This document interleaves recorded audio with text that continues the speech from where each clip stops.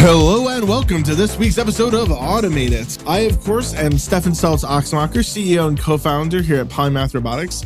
And sitting across from me is a massive Interstellar fan who's wearing a t-shirt that shows what has been discovered by the movie Interstellar, which is, what a black hole actually looks like, as in a big black circle with a bunch of light of things burning off their electrons around the side, and a reference to spaghettification. Who are you, Mr. Spaghetti?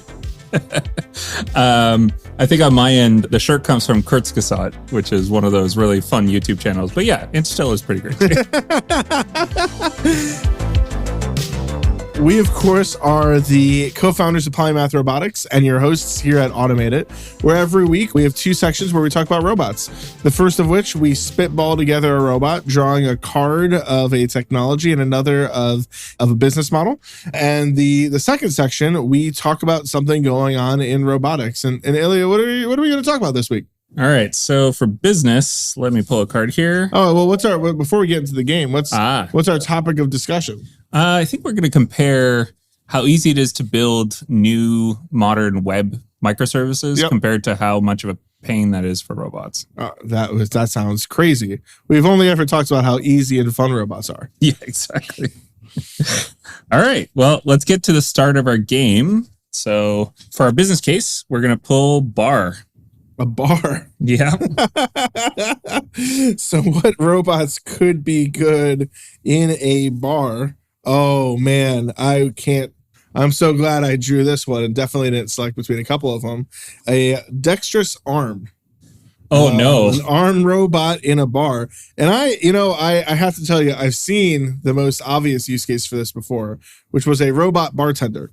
Mm-hmm. I believe it's a chain. I think a couple of people have done this, but there's a bar in Prague there's some mall by the river in Old City or whatever. That's like part club and part robot bar, where they have a bunch of iPads out and you can select the cocktail you want. And then two KUKA robotics arms will mix you a drink. So should we do that or should we do something different? I feel like everybody and their dog has done the robot bartending But they thing. all are still terrible. Yeah, they're all still really bad. But it's funny, they're bad for different reasons. Okay. Either they're bad in terms of execution. Yep. And most of the ones I've seen, the robot is kind of more of a show-off thing than it's replacing a vending machine. Yeah. It's a expensive, difficult to maintain. In my case, it was picking up two different glasses. Yeah. It was bringing one to controlled spigots for drinks. And then the problem that it had is the ice that came out of the ice machine was non-deterministically shaped. So when it tried to mix my gin and tonic together, ice and liquid fell all over one of the arms. Yep. Yeah. So again, vending machine would be order of magnitude better at that. Oh, definitely. And actually, on that note, I think McDonald's actually has now drink dispenser robots as their standard thing in practically all of them. But they look like a giant stack of cups. Well, no, they look like a giant stack of cups, and then there's standard drink dispensers and a little conveyor belt, and the cup just moves from spot to spot, and the thing just dispenses normal stuff. Yeah, but that's not a robot because it works. No, exactly. So there's two flavors, right? There's the strictly doesn't work as your ABB example. Sorry, ABB. And then there's it's there just for decoration, where it's just there to attract people and to give a show, and it's mostly just poking buttons that you could just as easily script with a web server. Yep. So let's not do any of that. Let's do something more interesting. I was thinking, while we're talking about it, there's a lot of old, beautiful bars with I love a bar with the wooden stuff on the wall, the wooden columns that hold up the facade of the mirror, and maybe a gargoyle carved out of old oak. I love those bars, but they don't feel like the type of places where robots are going to come anytime soon, right? You're not going to rip out all that beautiful facade. So what about a retrofit system? So maybe you attach a bunch of rails to the bar, and then you have an arm on a moving platform that just uses the existing bar infrastructure. I don't think you're thinking big enough, man. Okay. I don't think so. So see, I was thinking he grabs a glass, it flies across the bar, puts the glass down, pulls open the tap, does the complicated thing if you want a Guinness, slides back around and delivers it right to you, and takes cash from your hands. Exactly. So I think the main annoyance of the bar is if it's busy, getting the bartender's attention and time, right? Mm-hmm. Remember Like, see, I don't have a problem with that. I'm just very aggressive. Yeah. I just shove the lesser drinkers out of the way. All right. So my solution will start in Canada. Okay. My the home land country. of the nice. Exactly. It'll trickle down south as all nice things do. But no, like the main thing to my mind is, do you remember one of our very early episodes, we talked about a gantry bot in your house that flies around at insanely fast speeds? That, but for bars. But that's not a dexterous arm. What if it has a dexterous arm on the end of it? It's a dexterous arm on cables. You really want the gantry crane thing because it's so nice. Yeah, it's a lovely situation. Yeah. See, you know what I think though? Actually, my rail system is seeming even better. Okay. So you have rails everywhere. Rails everywhere. Step one. You have rails like along the crown molding. You have rails around the bar. You can spin up and spin down bartenders based on how busy the bar is. And you can basically make anywhere that the rails can get to somewhere where you can order a drink and have a drink delivered. An infinite bar. So this is robots plus rail networks, which is starting to sound a bit Westworldy. We'll take it. Yep. Hopefully nobody gets shot. So we have a complicated rail network. Yep. We have, I think each arm needs to be able to operate a tap. Maybe there's a human who's making cocktails, or you have your big ABB arms that are doing more complicated drinks behind the counter or something. But you have these like smaller arms that like can grab a glass, can put it in front of a tap, can operate a normal pre-existing tap. I want to minimize the retrofit to the taps and the facade, but maximize the rails. Minimize retrofits except for rails everywhere. Yeah, lots of rails. We also have to power the rails so that we don't need batteries. Yeah, I guess. I mean, you know what goes well together? People with fluids in their hands and electrified rails.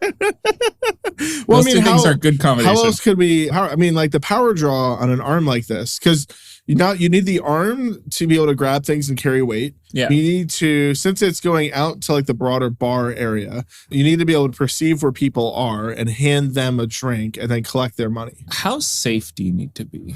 Let's say not. Okay. Yeah. So this arm, what you could have is just let's say we add safety as a retrofit after Series C. Yeah, exactly. Safety's a down the road. It's a very high priority that we haven't thought about. Fits very well into the Westworld theme. Safety last. No, so what you could do is you could put pins in every joint.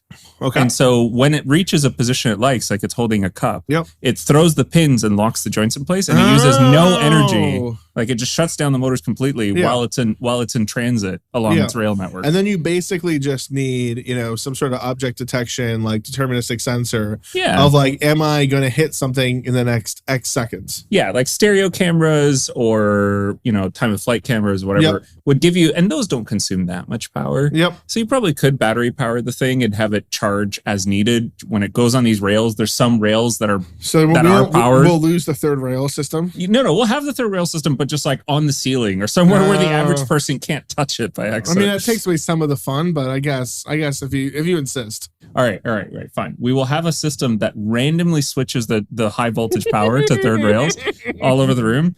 Kind of like those electric fences. Yeah. For those who don't know, the secret of electric fences, they're not always electrified. They'll go on and off. So you can touch. Is that real life? Absolutely, because you don't want to lock the muscles of the animal against the fence. You want to zap them to get them to back away. So they tick. So they tick like usually once a second or so. So if you can hear the ticking. I never would have thought. Oh yeah. So if you're really clever, you go out with your friend. And you can hear the ticking. You're and so you touch person. Between the zaps. And you're like, no, look, nothing. And the other person doesn't touch. You're a psychopath. Like, do you hurt animals? Not animals. With your electric fence? No. Humans.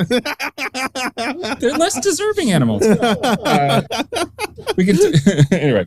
But so we do that system where the 24 volt or 48 volt. So we can use the rail. pins to minimize our power utilization. Let's say if the arm has to be very like tight to the base. Actually, does have to be an arm. I was almost thinking like it could just be one of these scissor lift type of platform. Yep. To like move the glass up and down. But you have to be able to work the tap, because the tap that is impossible to retrofit. I think honestly, if you're gonna fit a theme, doing like a steampunk-esque arm that is multi-jointed, but the fingers and the hand are just kind of in a claw grip. Like they look like a human hand and they're decorated to look steampunk, but they can basically open and close to a cylinder shape. And that would get you 90% of what you need to do. Like your handle's a cylinder, your glass is a cylinder, your beer cup's a cylinder, whatever. I mean, not all handles are cylinders. Mostly. There's a cylinder somewhere. I mean, like Goose Island IPA or whatever, or Swan Island, whatever it is.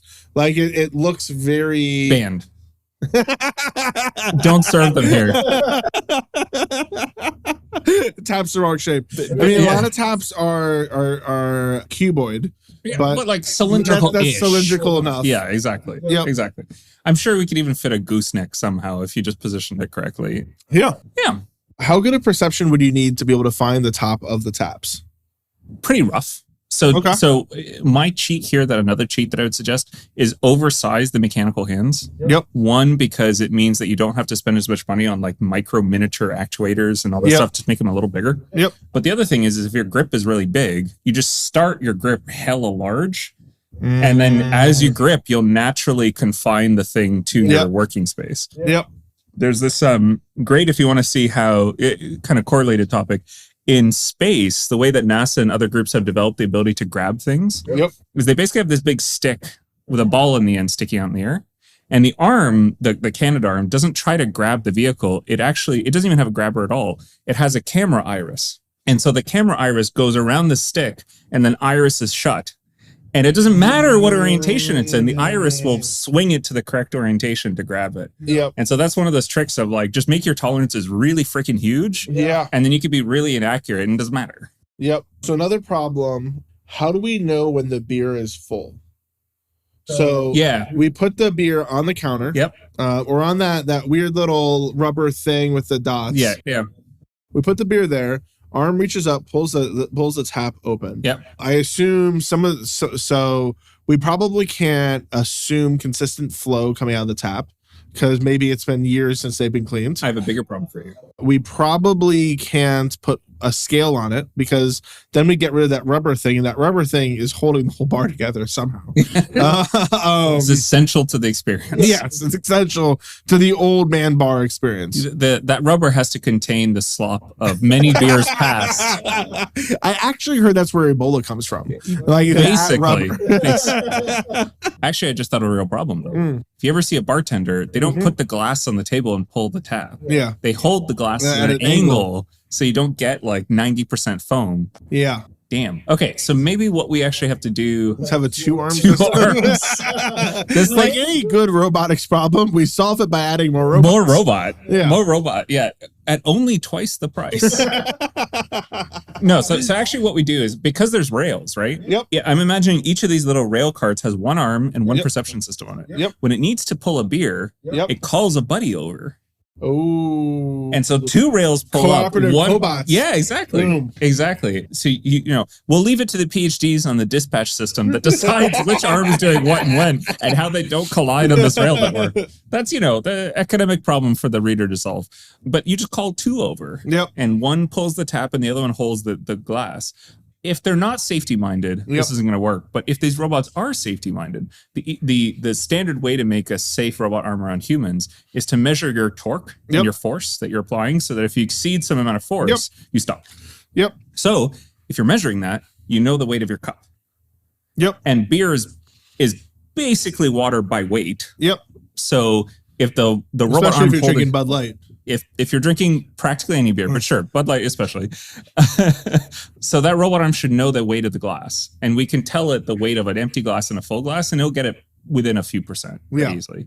So another problem, now a lot of these types of old wooden facade bars, you know, they're cash only establishments. They're not into technology. So we probably can't make everyone download an app and pay with a credit card. We have to collect and dispense cash from these arms. Yeah. So how do we do that? Do you know that brand Supreme? Yep. Do you know their money gun? Nope.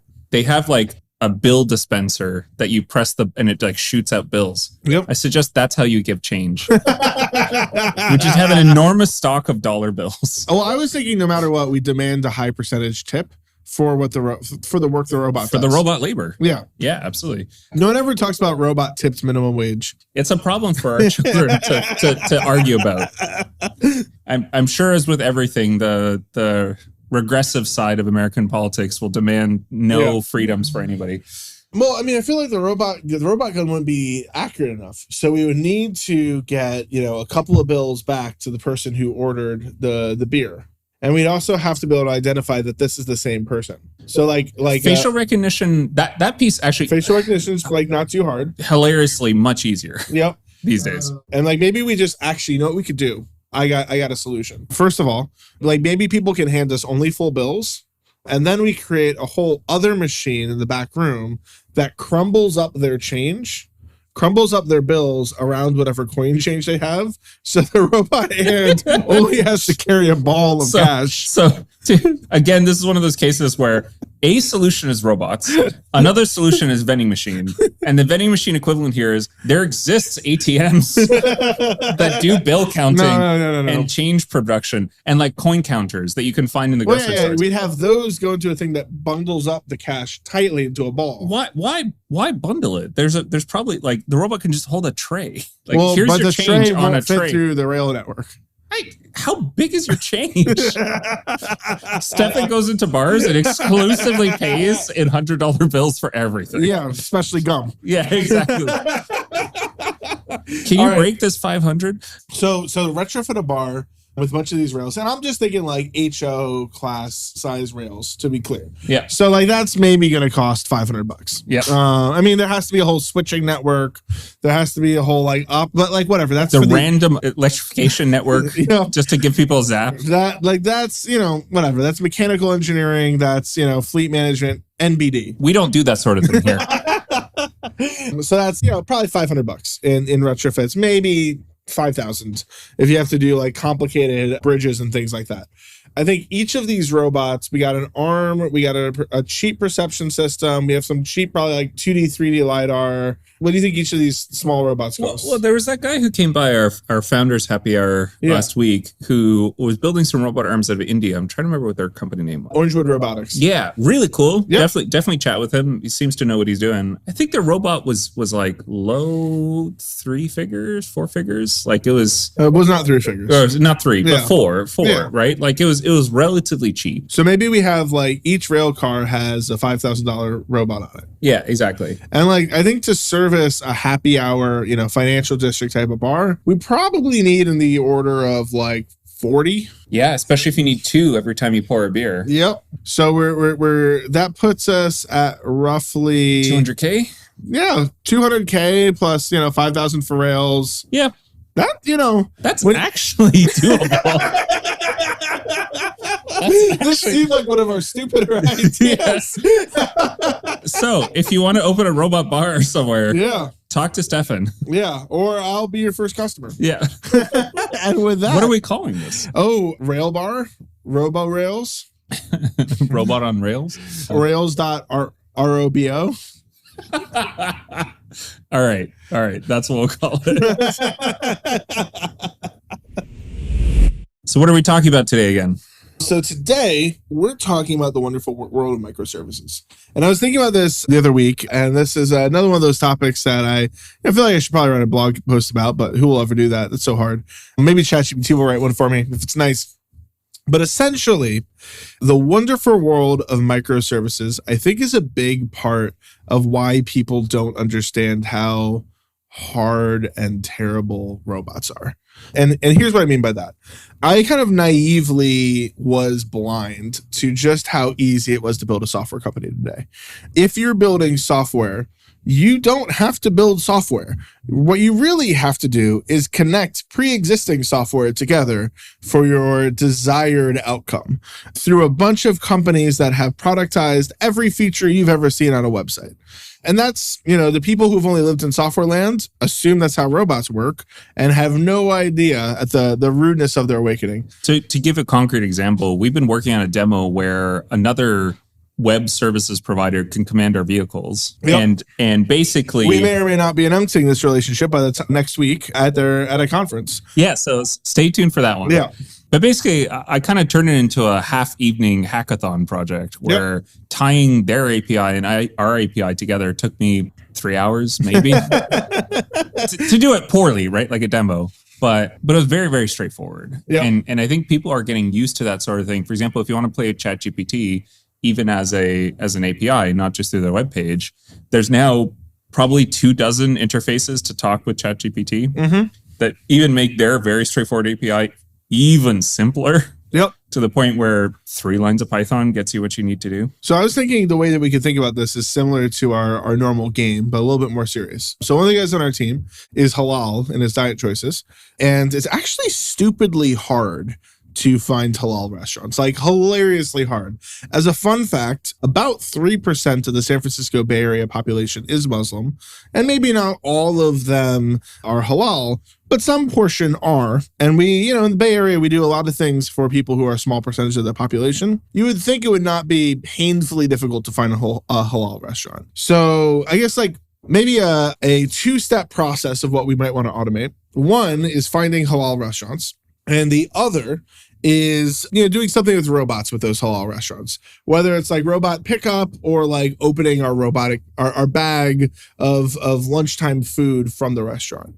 Yeah, I mean, actually, to sidestep for a second, to your bigger point, I don't understand why you can't search Google Maps or Uber or whatever by like vegan options or halal options or whatever. You actually might be able to do that by vegan, but it seems like you can't buy halal. Yeah, I mean, like something like adding halal or kosher or any of these things and there might would be a trivial specialty website that does this, but I don't know because I'm not. I feel like there's a trivial way to include this stuff. Let's just say there isn't. Yeah. No. I'm just saying, for the Google, please, or Uber Eats, please add this feature. This seems very straightforward. So one of our guys is doing it. Another one of our folks is doing a happy hour this weekend. And my proposed project for him to do was go do a web scraper to find a list of all the restaurants in San Francisco, plug into the Google Maps thing where they call a restaurant for you. And instead of asking for reservations, ask if their, let's say, non-seafood meat is halal, and then spit that into a CSV of restaurants that have halal meat in San Francisco. Yeah. And I think if Google doesn't open that API, then you probably have to suffer through doing it with ChatGPT and Twilio, which is to say still pretty easy. Yeah. Still one day maybe of hacking on it. Yeah. I mean, how long do you think that would all take? Honestly, you could get it done in a day. A crappy version just to get your CSV file out. Yeah. You could get it in a day. Yeah. I mean, because it's literally a scrape Google Maps for restaurants in San Francisco. You don't even have to scrape. They have an API. Just talk to the API and get the list. There's nothing. You don't even have to do any hacker thing. It's there. Let's say it has to be OpenAI and Twilio. How would I do that then? So step 1. Yep. Open ChatGPT's web interface. Yep. Oh, that's hard. Ask ChatGPT how to do the thing you want to do. And it will probably respond with, I can help you do that. Here's some examples. Mm-hmm. But basically, ChatGPT and OpenAI provides a API interface. Yep. Which you can sign up. Can it create a voice file of are you Absolutely. Halal? There's a Whisper. There's a Whisper listener and generator you can use. I didn't know there was a generator.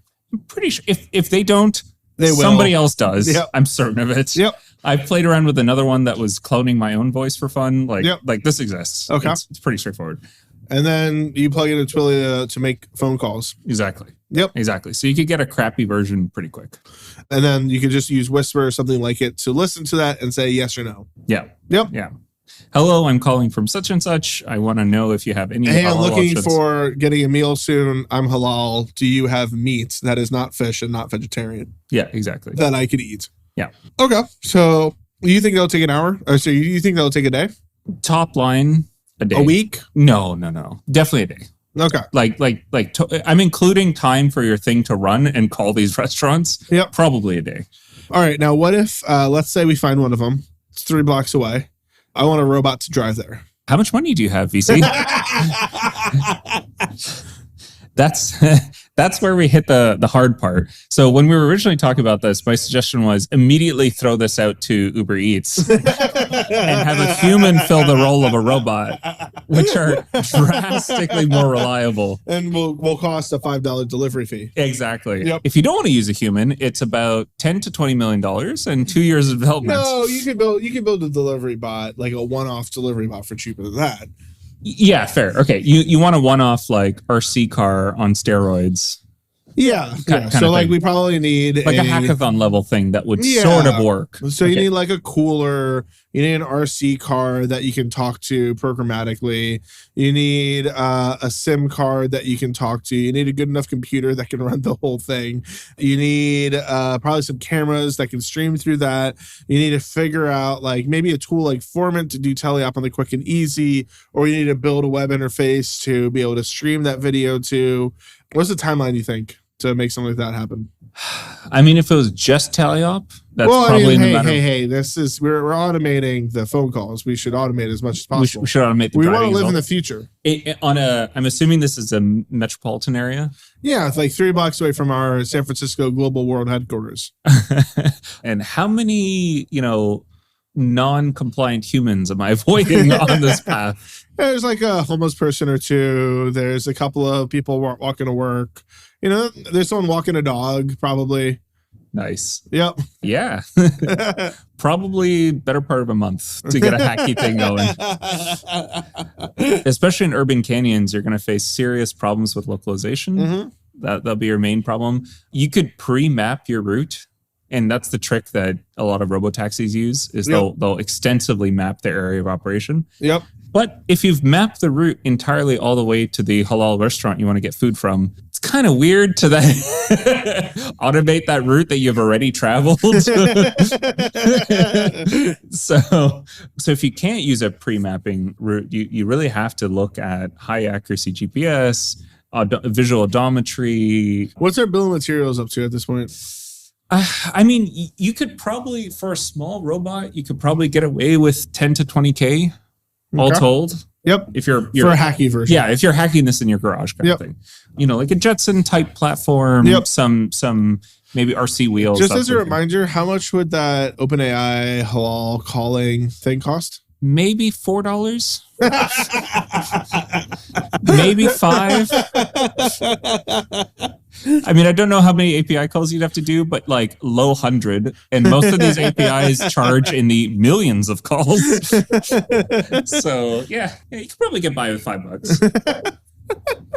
So like order magnitude comparison to a robot, you're talking about 3-ish orders of magnitude. And I feel like this is like so much of the issue with robotics is that like software has become so dramatically easy that it is hard for people. It's hard for people who have only lived in software land in the last 10 years to truly appreciate the world that robotics is in. So like if you're a robotics founder, like your VCs are judging you off of this microservices world, and they're like deeply confused. Like I was actually, we hosted 2 happy hours last week and I went to a third, which I'm still recovering from. But at one of them, there was a guy who's deep in robotics who's like, and we're talking about indoor localization. And he was like, why is that so hard? Like 4 people have built that. And in reality, in robotics, you have to rebuild every feature that you see. Like there are basically, outside of working with Polymath and a handful of other companies, there's no features that you don't have to reinvent. Yeah. I mean, and again, we get asked this question a lot. Like, well, how's Polymath Robotics different than Ross? And we are wait, so Ilia, why doesn't Ross just solve this whole? Exactly. That's the question. It's like, why would I pay you guys if I just download the Ross stuff? Yeah, Ross is free and it's open source. Yeah, which is true, right? And we love Ross. We use Ross pretty extensively here, and we're even supporting OpenNav as Steve Masinski's effort on ROS 2 navigation. But the problem there is, if you want to draw a parallel, instead of paying the $4 to call an API on OpenAI's ChatGPT, you are building ChatGPT from scratch, right? Like there's some open source tools on how to build LLMs now. Yeah, exactly. You're downloading the Llama whatever LLM model. You're cross compiling it yourself. You're building your own weights for it. So it's definitely better than starting from complete scratch. It's easier than in 1990. Yeah, and it's easier than building your own neural network from scratch. Yep. But it's definitely not a product. Right, what takes you 1 day and $4 in ChatGPT takes you a week and maybe $0, but maybe $1,000 considering you have to buy an NVIDIA GPU and 100 to 800 hours of smart engineer time. Yeah, exactly. And so robotics hasn't moved in the direction of here's an API, pay us a few bucks, drastically less than what you would actually use yourself, and go for it. What's interesting as well about the SaaS comparison is there's also an incredible difference in what founding teams need to look like. Like in the interim period between the two startups that I spent in with SaaS companies, it was kind of amazing how much lower the bar is. Like I kind of feel, and like this isn't truly fair, but like San Francisco has 800,000 people. I think it probably has like 500,000 or 600,000 with a college degree. I feel pretty comfortable asserting that 100,000 of the people who live in San Francisco could be a medianly good CEO of a publicly traded SaaS company. You go out in the Marina District or in the Castro or like a couple of these more fancy neighborhoods on a Friday night, and you just kidnap 3 people out of a bar. 2 of them could run HelloSign or DocSend or one of those. Like it's like a very doable thing. And like, I believe the Bay Area, one time I was Googling it, has 300,000 engineers. My guess would be 250,000 of them could be the CTO of like, oh man, of Gmail. We're going to get some hate mail from the SaaS company. We're going to get canceled by SaaS groups very, very soon. Yep. I'll never be invited to the Salesforce conference. Oh, Mark Benioff is going to be very upset at you right now. Wait, Mark who? Who is it? No. What's his name? Benioff. Yeah. This is not what adding an H. Oh, did I add an H? Yeah. All right. Sorry, Salesforce master. But I mean, it is like, to be fair, being a founding CTO of one of these companies is more of a function of knowing what tools exist out there and then being able to write the glue code between them. It's not so much about like, okay, you have to be good at ML, you have to be good at ROS, you have to be good at controls, all enough to build that crappy remote control igloo to get to the halal restaurant. Because you actually have to be like an incredibly skillful engineer to build that piece of crap robot in 3 months, not even 1 month. Yeah. And that just isn't true in SaaS land anymore. Like I haven't met many programmer roboticists. I mean, for better or worse, right? I guess that's a good sign or a bad sign. This is an industry full of wazes. Yeah. definitely full of hackers for now. Yeah. You don't get here for an easy buck. Well, Ilia, what are we going to talk about next week? Well, considering we have actually met our last 2 weeks of production. That's fantastic. We do have a chance to meet next week's production. Yeah, except I'm going to be on the road for a week. I may or may not be announcing a big partnership with a large corporate who makes a SaaS application, which I may or may not have just denigrated. Yeah, definitely not making fun of you. Yeah, they are the best of all the SaaS companies. Definitely. Yeah. Definitely.